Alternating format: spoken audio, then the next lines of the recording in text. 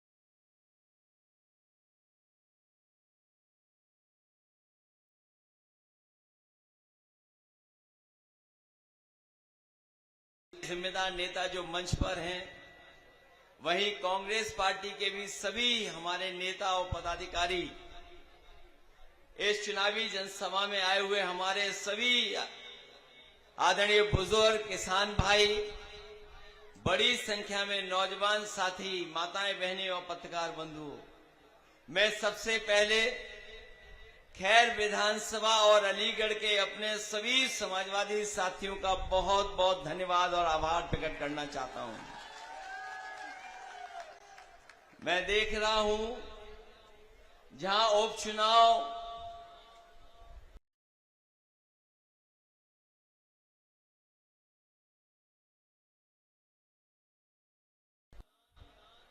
तेरह तारीख को होना था, हम और आप सब लोग जानते हैं कि 13 तारीख को इस चुनाव को हो जाना चाहिए था, लेकिन इधर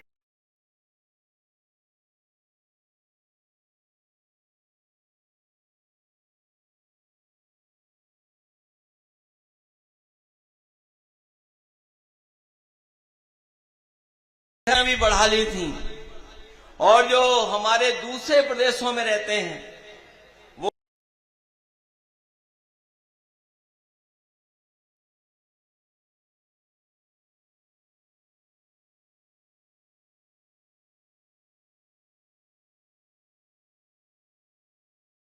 बात की भनक पड़ी भारतीय जनता पार्टी को कि त्योहार के समय में लोग आ गए हैं, मन मना लिया है। उन्हें जैसे ही भनक पड़ी, उन्होंने चुनाव की तारीख बदल दी, तारीख टाल दी।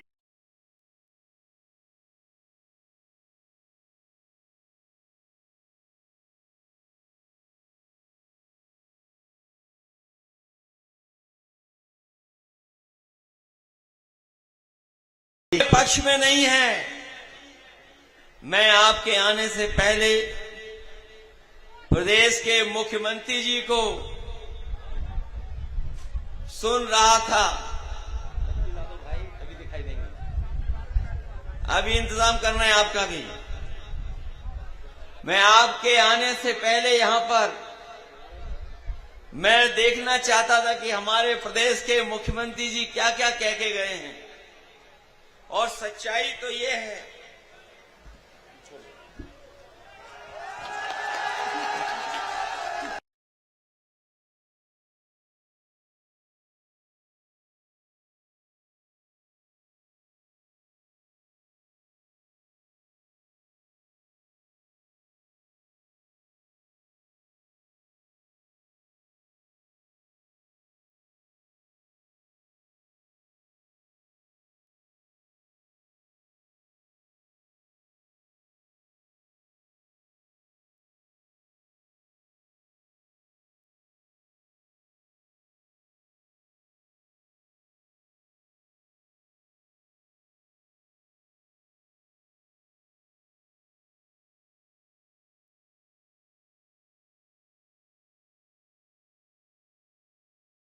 नारा दिया है।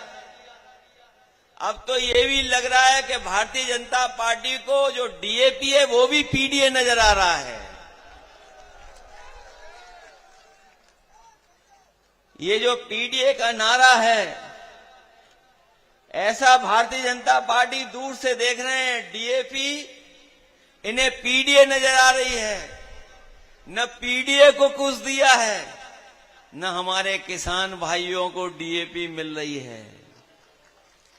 हाँ, यहां बैठे किसान भाई जानते होंगे, अगर समितियों पे गए होंगे, वो लंबी लंबी लाइनें लगी रही, लेकिन हम ये भी जानते हैं केवल वहीं पर थोड़ी बहुत डीएपी पहुंचा रहे हैं जहां पर चुनाव है। जो लोग बोरी से चोरी कर रहे थे, अब उन्होंने पूरी की पूरी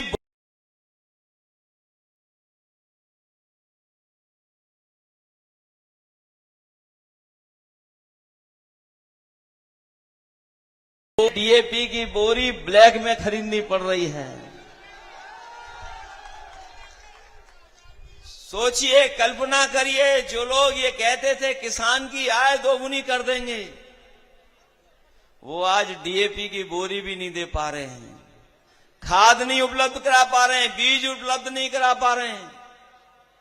और जिस तरीके से महंगाई बढ़ी है, लागत बढ़ी है, अगर हमारा किसान हिसाब किताब लगाता है तो वो किसानी, हमारी खेती बाड़ी घाटे का सौदा हो गई है।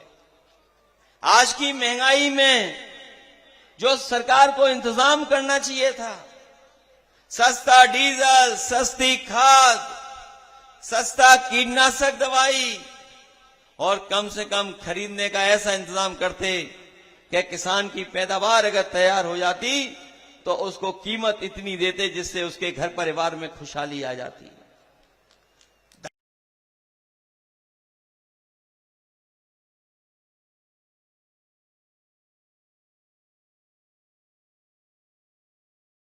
कल अगर आलू की फसल तैयार हो जाएगी तो बताओ आलू क्या भाव कैसे सरकार देगी। न केवल आलू का भाव में धोखा होने जा रहा है किसानों को, बल्कि हमारा किसान ये भी जानता होगा कि बिजली कितनी महंगी ले पा रहा है। आज बिजली भी महंगी है, जितना भी खाने पीने का सामान या सामग्री बाजार से किसान ले रहा है सब महंगा है। डीजल पेट्रोल तो है ही, लेकिन जीएसटी ने भी सब चीजें महंगी कर दी। महंगाई की मार गरीब पर तो पड़ी है, लेकिन सबसे ज्यादा महंगाई की मार हमारे किसानों पे पड़ रही है। जो लोग कहते थे कि रुपया और डॉलर का हम तालमेल बना देंगे, हम डॉलर की कीमत नहीं बढ़ने देंगे, उनसे पूछिए बाजार में सोने की कीमत क्या है। सोने की कीमत कहां पहुंचा दी।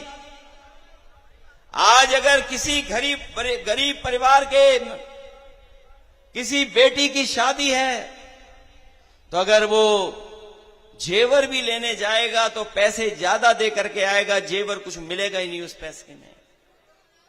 आप याद कीजिए 2014 में ये सोने से लेकर के और चीजों की कीमत क्या थी और आज कीमत क्या है। महंगाई बढ़ा दी, और ये महंगाई इसलिए बढ़ी है क्योंकि बीजेपी के लोग मुनाफा कमाना चाहते हैं। याद रखना, जब ये लोग मुनाफा कमाएंगे तो महंगाई अपने आप बढ़ जाएगी, और बीजेपी के लोग जानबूझ करके अपने उद्योगपति मित्रों को ये ज्यादा मुनाफा कमाना देने का मौका दे रहे हैं। इसीलिए आज हमें महंगाई का सामना करना पड़ रहा है। महंगाई का सामना इसीलिए, जहां एक तरफ किसान दुखी है, वहीं हमारे नौजवानों को हम जानते हैं सड़कों पर दौड़ करके वो तैयारी करते थे अपनी भर्ती की। हजारों की संख्या में नौजवान सवेरे उठ करके खेतों से लेकर के सड़कों पे दौड़ा करते थे। हमने वो समय भी देखा है कि अगर पक्की सड़क है, ट्रैफिक है कि नहीं है, लेकिन वो अपनी जान की परवाह नहीं करता था, तब भी सड़क पर वो तैयारी करता था फौज में भर्ती के लेकर के। लेकिन आज फौज की भर्ती जिस तरीके से होती थी वो नहीं हो रही है। हम अपने तमाम नौजवानों से कह करके जा रहे हैं, लोकसभा में भी कहा आपसे, और जिन साथियों ने लोकसभा में सुना होगा वो लोग भी जानते होंगे कि समाजवादी पार्टी ने कहा है कि जब भी समाजवादियों को मौका मिलेगा ये अग्निवीर जैसी व्यवस्था हमेशा हमेशा के लिए खत्म करने का काम करेंगे। अग्निवीर व्यवस्था हम लोग कभी स्वीकार नहीं कर सकते। और हमारे नौजवानों ने तो पढ़ा होगा, उन्हें जानकारी भी होगी, वो इसलिए करना चाहते हैं कि सरकार का खजाना ज्यादा न लग जाए, हमारा बजट ज्यादा न लग जाए, इसलिए बजट की कटौती कर रहे हैं।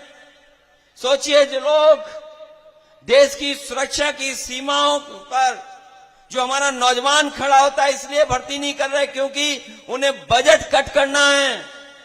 हम ऐसी सरकार को कभी स्वीकार नहीं कर सकते, चाहे बजट कितना भी खर्च हो जाए। अपने नौजवानों को पक्की वर्दी और पक्की फौजी की नौकरी दिलाने का काम हम समाजवादी लोग कराएंगे।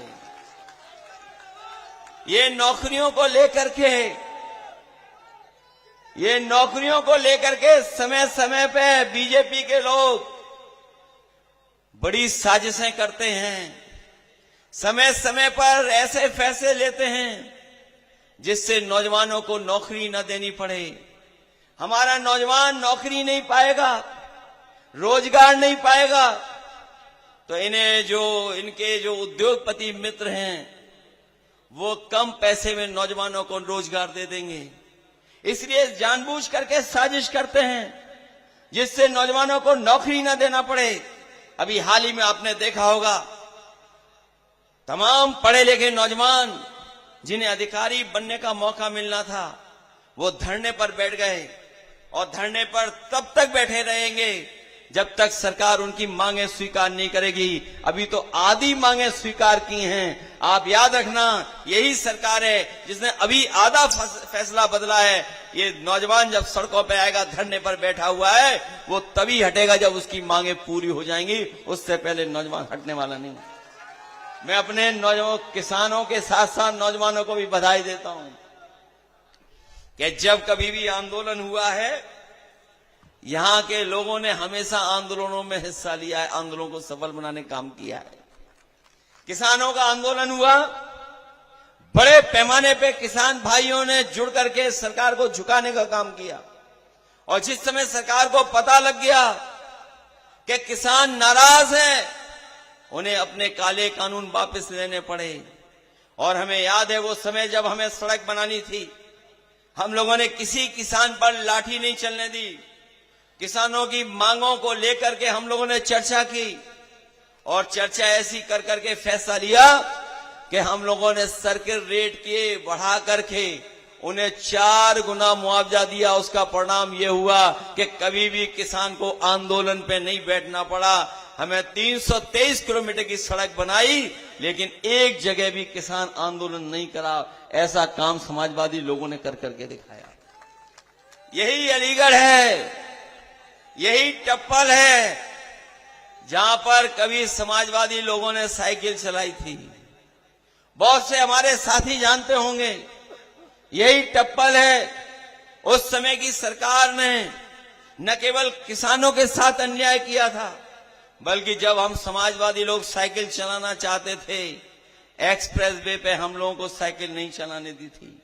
हम लोगों ने उसी दिन कहा था कि अगर साइकिल नहीं चलाने दे रहे हो तो आपकी सरकार चली जाएगी। हम लोगों ने उनकी कोई नहीं मानी, पुलिस के लोगों की, और हम लोग साइकिल लेकर के एक्सप्रेस वे चल करके यहां से मथुरा पहुंच गए थे। ये समाजवादियों ने इतना महत्वपूर्ण काम किया, उसका परिणाम ये हुआ कि साइकिल चलाने के बाद आपकी सरकार बन गई।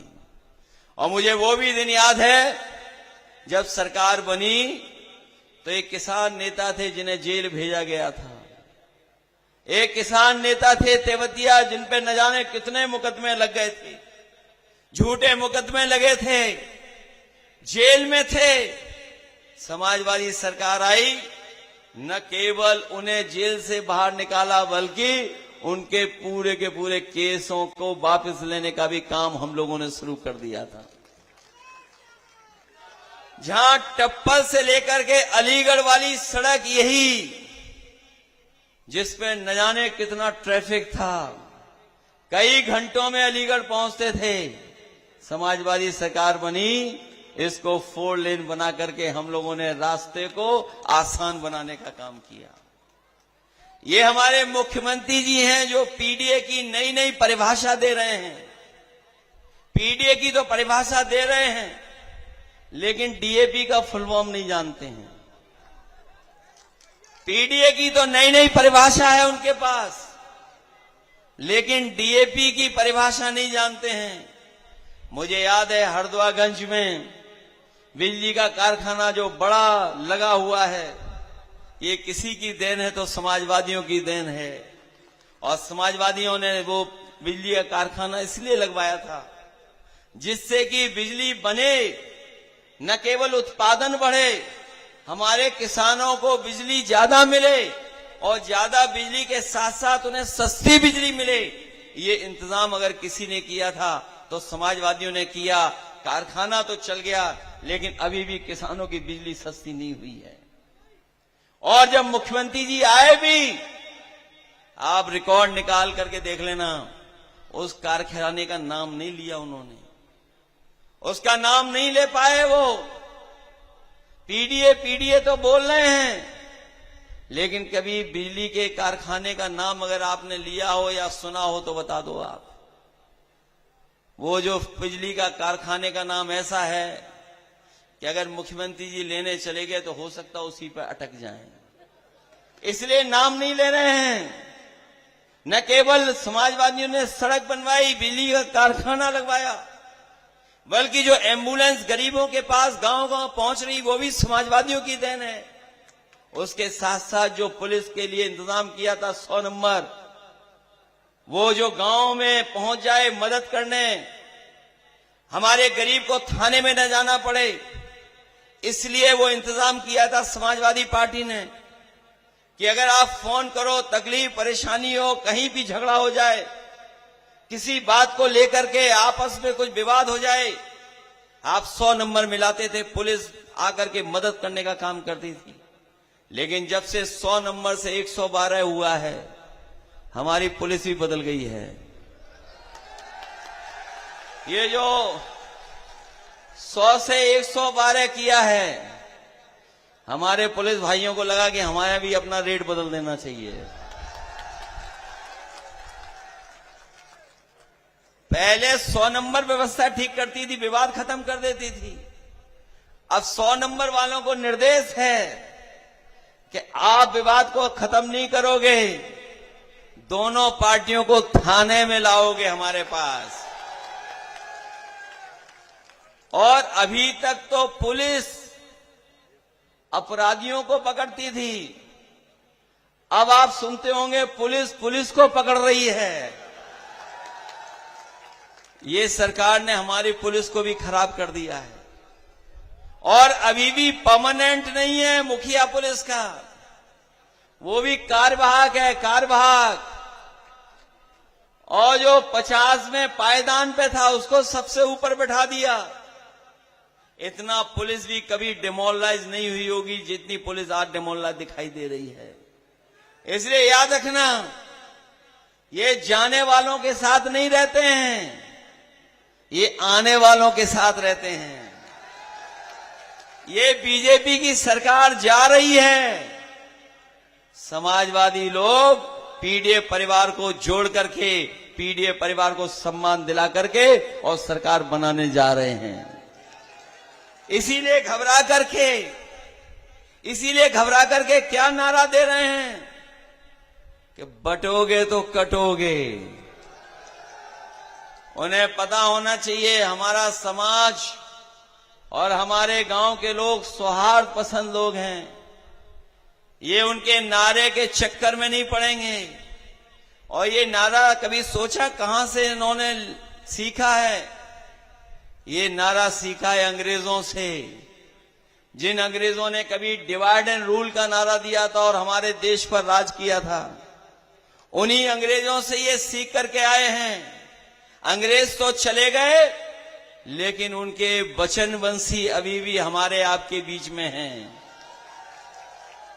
उनके वचनवंशी तो है ही हैं, उनके विचारवंशी भी हमारे आपके बीच में हैं। अभी मैंने अखबार में एक अंग्रेजी के में पढ़ा कि जो लोग नकारात्मक सोच के लोग होते हैं वो जल्दी बूढ़े हो जाते हैं। वो बूढ़े हो जाते हैं, खुश भी नहीं रहते हैं, उम्र भी ज्यादा नहीं रहती है। ये नकारात्मक लोग हैं। ये जो एनडीए है इसके आगे ही एन लगा हुआ है, नेगेटिव नकारात्मक लोग हैं। ये जो इनका एनडीए है ये एन है। एन का मतलब नेगेटिव, एन का मतलब नकारात्मक लोग हैं। और पीडीए हमारा पॉजिटिव है, प्रोग्रेसिव है और जोड़ने वाला हमारा नारा है। हमारा नेगेटिव नारा नहीं है, हमारा नकारात्मक नारा नहीं है, हमारा पॉजिटिव नारा है, प्रोग्रेसिव नारा है। तभी हम लोगों ने अपने नौजवानों को आगे बढ़ने के लिए लैपटॉप देने का काम किया था।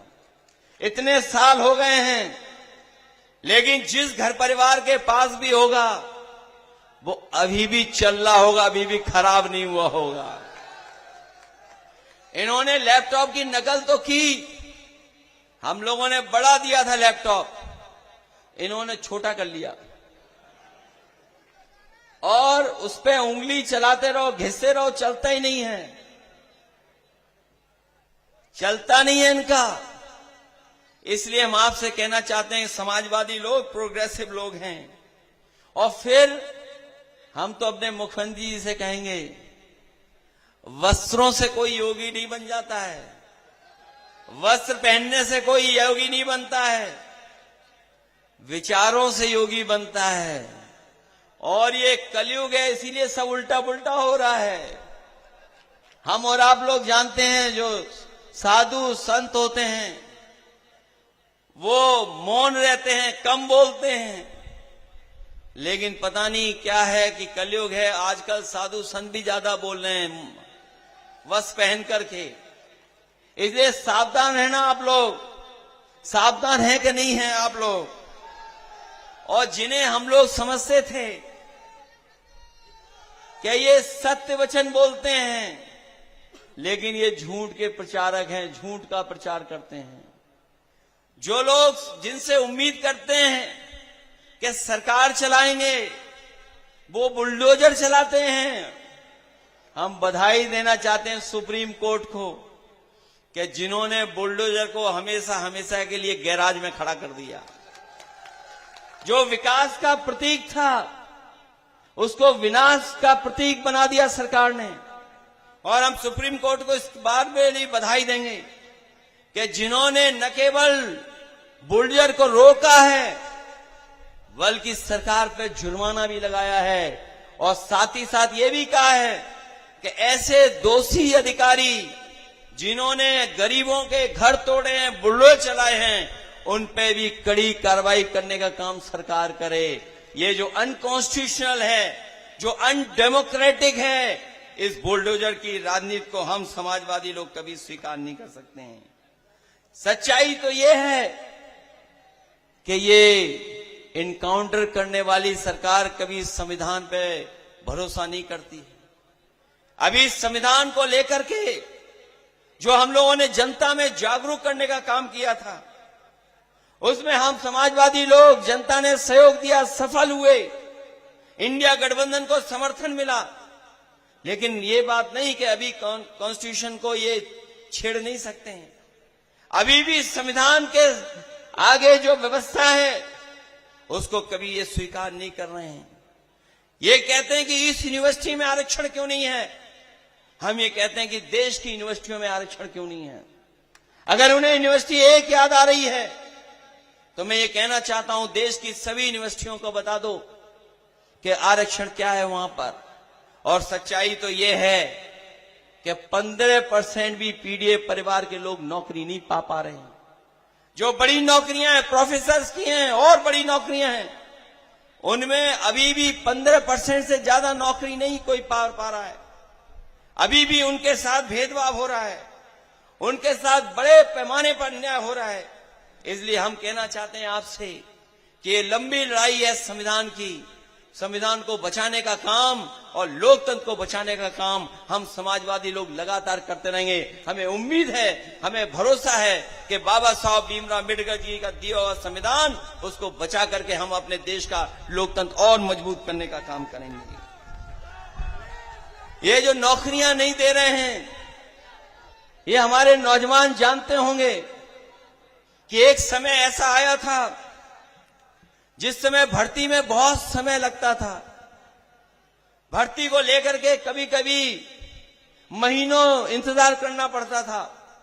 मुझे याद है जब हमारे सामने ये विकल्प आया तो मैंने अधिकारियों से कहा कि अगर शिक्षकों की भर्ती और नौकरी इस तरीके से मिलती है कि उनके 10वें 12वें और जो पढ़ाई की उसके नंबर जोड़ करके मेरिट के आधार पर नौकरी मिल जाती है, शिक्षक की, टीचर्स की नौकरी मिल जाती थी, तो हमारी पुलिस की नौकरी क्यों नहीं मिल सकती है। और मुझे याद है न पेपर लीक का झगड़ा, न किसी बात का, हम लोगों ने एक साथ 32,000 नौजवानों को नौकरी दे करके उनका भविष्य बनाने का काम किया था।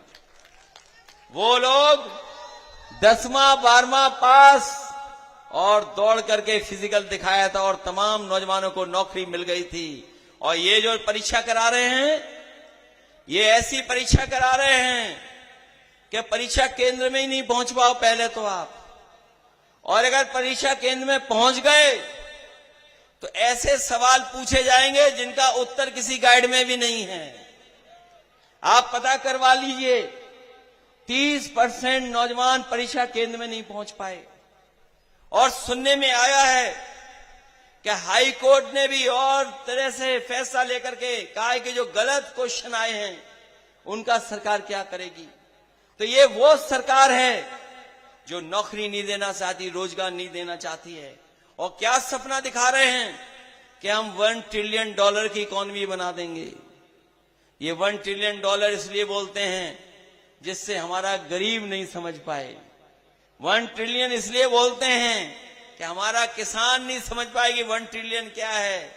कभी पूछिएगा बीजेपी वालों से कि ये 1 ट्रिलियन वाला नारा क्या है। अगर दिल्ली वाले कह रहे हैं 5 ट्रिलियन की, तो यूपी वाले कह रहे हैं कि 1 ट्रिलियन इकोनॉमी बना देंगे। और सच्चाई तो यह है कि हमारे किसान को अगर आप पैदावार की सही कीमत दे दें, मुनाफे की कीमत दे दें, अपने आप उत्तर प्रदेश की $1 ट्रिलियन इकोनॉमी हो जाएगी और देश की भी $5 ट्रिलियन इकोनॉमी हो जाएगी। आज जो सामने हमें करना पड़ना नौजवानों के सामने, पेपर लीक कराने वाले भी भाजपा वाले हैं, ये जो तारीख बदलने वाले हैं, टालने वाले, ये भी भाजपा वाले हैं, आरक्षण को मारने वाले भाजपा वाले हैं, और रिजल्ट अगर आ रहा है तो उसको भी लटकाने वाले भाजपा वाले हैं। और अगर सब परीक्षाओं से निकल जाएं अगर नौजवान, तो कोर्ट में भी परिणाम उलझाने वाले अगर कोई हैं तो वो भारतीय जनता पार्टी के लोग हैं। इसलिए इस चुनाव में हम आपसे निवेदन और अपील करने आए हैं कि डॉक्टर चारुकेन आपके बीच में हैं। ये डॉक्टर हैं, ये पढ़ी लिखी हैं, हमें पूरा भरोसा है कि आप सबका समर्थन इन्हें मिलेगा, आप सबका इनको सहयोग मिलेगा। ये पहले भी चुनाव लड़ चुकी हैं और इस बार समाजवादी पार्टी ने इन्हें मौका दिया है। पिछले चुनाव में आपने मदद की, आपने जिता करके भेज दिया। आपने न केवल अपनी विधानसभा से जिताया बल्कि लोकसभा भी आपने लगभग जिता दिया था। आपने जिताया लेकिन प्रमाण पत्र नहीं पा पाए हम लोग, प्रमाण पत्र नहीं मिला। और आपको याद होगा जो जीते सांसद हैं, जब शपथ लेने गए थे तो हम लोगों ने क्या कहा था कि ये बेईमान है। लेकिन आपने वो भी देखा होगा जब बेईमान कहा तो वो मुस्कुरा रहे थे उसमें शपथ लेते समय। तो आप समझ गए होंगे बात। ये हमारा जीता हुआ चुनाव इन्होंने बदल दिया। और सच्चाई है कि अधिकारियों ने बदला, सरकार के दबाव में बदला। इसलिए आपको सावधान रहना पड़ेगा। और हम ये जानते हैं जहां जहां हमारे कार्यकर्ता और जनता मुस्तैदी के साथ खड़ी हो गई, वहां भारतीय जनता पार्टी परिणाम नहीं बदल पाई। इसलिए उपचुनाव है ये, इसमें गड़बड़ी नहीं कर पाएंगे, क्योंकि जाने वाली सरकार के साथ कोई खड़ा नहीं होता। वो भी जानते हैं कि महाराष्ट्र का चुनाव के बाद उत्तर प्रदेश की भी कुर्सी बदल जाएगी, छिन जाएगी। ये हमारे मुख्यमंत्री जी समाज में अंदर ही अंदर बारूद बिछा रहे हैं, लेकिन इनकी कुर्सी छीनने के लिए भी इनके नीचे नीचे सुरंग खुद रही है। ये जो बारूद बिछा रहे हैं इसीलिए बिछा रहे हैं कि उनकी कुर्सी भी खतरे में है, इसलिए अब कोई गड़बड़ी नहीं करने वाला है। ये चुनाव जीत का है, ये उपचुनाव संदेश देने का भी है 2027 का। हम आपको भरोसा दिलाते हैं, हमारे समाजवादी लोग जानते होंगे, अगर इन्होंने कभी विकास को लेकर के, काम और योजनाओं को लेकर के हमसे कभी कुछ कहा होगा, हमने पूरी ईमानदारी से यहां की जनता की मदद करने का काम किया है। आप न केवल उपचुनाव जिताइए, आप संदेश दीजिए 2027 में कि इंडिया गठबंधन और पीडीए की रणनीति चुनाव जीत करके सरकार बनाने जा रही है 2027 में। ये घबराए हुए लोग हैं बीजेपी के लोग, क्योंकि जब से ये चुनाव हारे हैं तब से इनकी भाषा बदल गई है, व्यवहार बदल गया है। पहले तो डरे हुए थे, लेकिन इधर जब मैं उनको सुनता हूं तो मुझे लगता है कि थोड़े हिले हुए भी दिखाई देते हैं। ये न केवल डरे हैं बल्कि हिल गए हैं, अब इनको समझ में नहीं आ रहा है। इसलिए मदद करना, आप लोग मदद करो। उन्हें पता होगा, उन्हें पता लग गया होगा कि ये चुनाव उनके हाथ से फिसल गया है। और 3 बार जो हमारा साथी बता रहा है, इसी तरह 3 बार फैजाबाद भी गए थे, 3 बार गए फैजाबाद। तमाम विकास की योजनाएं, तमाम जाने क्या क्या जानकारी दी उन्होंने, लेकिन जब उन्होंने इंटरनल सर्वे कराया तो पता लगा कि वो जीतने नहीं हैं और फैजाबाद से दोबारा हारना नहीं चाहते थे। इसलिए जहां 10 चुनाव होने थे, केवल 9 ही चुनाव हो रहे, 1 चुनाव उन्होंने टाल दिया। पहले फैजाबाद का चुनाव टाला, फिर 13 तारीख से 20 तारीख कर दिया चुनाव। ये टालने वाले चुनाव इस बार हार के जाएंगे, क्योंकि जनता इनके खिलाफ खड़ी दिखाई दे रही है। इसलिए मदद करना सब लोग। बताओ, आधी आबादी तो मदद कर रही है, आप लोग भी मदद करना। और हम समाजवादी लोग कभी किसी का साथ छोड़ने वाले नहीं हैं। आपने देखा होगा, जहां जिसके साथ रहे समाजवादी, हम समाजवादियों ने सम्मान देने का काम किया है। अगर कोई दल हमारे साथ गठबंधन में आया भी तो पूरी ईमानदारी के साथ हम लोगों ने उसका सहयोग, समर्थन और सम्मान बढ़ाने का काम भी किया है। ये अलग बात है कि कुछ लोग राजनीतिक परिस्थितियों में स्वार्थ के कारण हम लोगों को छोड़ के चले गए, दूर चले गए, लेकिन मनी मन वो भी जानते हैं कि कोई भी ज्यादा सहयोग और समर्थन और सम्मान बढ़ा सकता है तो वो केवल समाजवादी पार्टी और समाजवादी लोग हैं। इसलिए मदद करिए आप लोग सहयोग करिए हमारा। और ये उपचुनाव ऐसा चुनाव है जिससे न केवल उत्तर प्रदेश बल्कि देश में भी संदेश जाएगा। इसीलिए आपने देखा है, सब कामकाज छोड़ करके केवल उत्तर प्रदेश के बाई इलेक्शन लड़ रहे हैं। और ये जो बटोगे और जो नारा दिया इन्होंने, ये नारा कहीं नहीं चल रहा है। हमारा साथी सही कह रहा है कि यहां पे आ रहे होंगे, क्योंकि महाराष्ट्र के लोगों ने मना कर दिया कि हमारे यहां प्रचार के लिए मत भेजो। वो तो आपने देख लिया होगा, वहां के नेता कह रहे हैं मत भेजो हमारे यहां, इन्हें वहीं रखो अपनी जगह पर। ये अपनी कुर्सी बचाने के लिए बार बार भाग रहे हैं और इनके सहयोग समर्थन में भी कोई नहीं है, कोई समर्थन में नहीं है। इसलिए मदद करिए इस चुनाव में और साइकिल चुनाव चिन्ह को आप मदद करके डॉक्टर चारू कैन को अच्छे वोटों से जिता करके भेजना।